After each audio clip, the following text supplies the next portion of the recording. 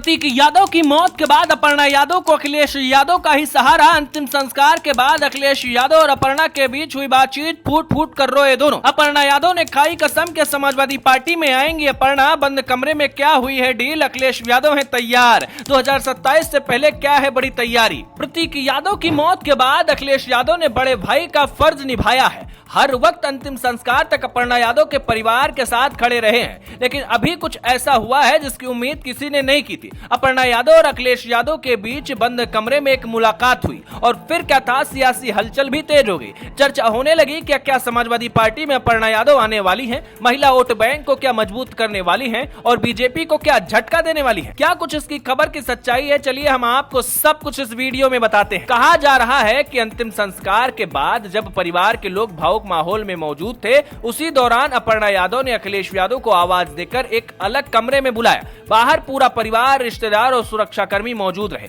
लेकिन अंदर सिर्फ अखिलेश और अपर्णा थे। यही वो पल था जिसने तमाम अटकलों को जन्म दे दिया। सूत्रों की माने तो उस कमरे में दोनों काफी भावुक थे। पति को खोने का दर्द अपर्णा यादव महसूस कर रही थी, वो टूट चुकी थी। तो वहीं अखिलेश यादव भी छोटे भाई के जाने के गम में दुखी थे और खुद को संभाल नहीं पा रहे थे। बताया जा रहा है कि बातचीत के दौरान बच्चों और भविष्य को लेकर लंबी चर्चा हुई। अखिलेश यादव अस्पताल से लेकर अंतिम संस्कार तक लगातार मौजूद रहे। वे सिर्फ एक राजनीतिक नेता नहीं बल्कि परिवार के बड़े सदस्य की भूमिका में दिखाई दिए। प्रतीक यादव की बेटियां प्रथमा और दूसरी बेटी को संभालते हुए भी अखिलेश यादव नजर आए, उनको चॉकलेट खिलाए। यही वजह कि अब लोग कह रहे हैं कि इस दुख की घड़ी ने यादव परिवार को फिर से करीब ला दिया है। लेकिन राजनीति में हर एक तस्वीर के पीछे एक नया सवाल खड़ा हो जाता है। सोशल मीडिया पर तेजी से नैरेटिव चलाया जा रहा है कि अपर्णा यादव भाजपा में खुद को सहज महसूस नहीं कर पा रही हैं और अब परिवार के साथ खड़े होने का फैसला ले सकती हैं। कुछ लोग तो यहां तक दावा कर रहे हैं कि 2027 विधानसभा चुनाव से पहले समाजवादी कुनबे के साथ वो जुड़ेंगे। हालांकि अभी तक अपर्णा यादव की तरफ से ऐसा कोई राजनीतिक बयान सामने नहीं आया है।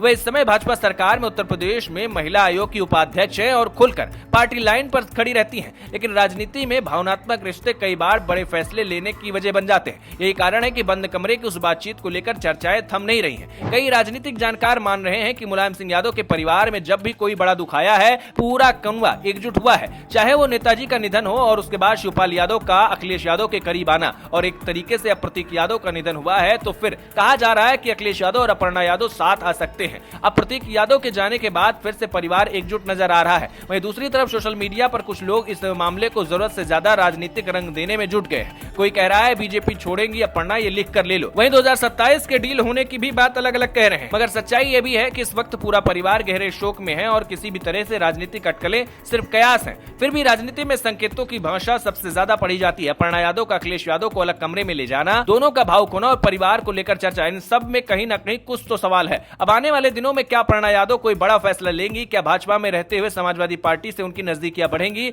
ये देखने वाली बात होगी। लेकिन समाजवादी पार्टी के समर्थक तो यही कह रहे हैं कि अपर्णा यादव को तुरंत अब समाजवादी पार्टी में आ जाना चाहिए और यादव परिवार के साथ मिलकर रहना चाहिए। इस पर आपकी क्या राय है? कमेंट करके हमें जरूर बताइएगा।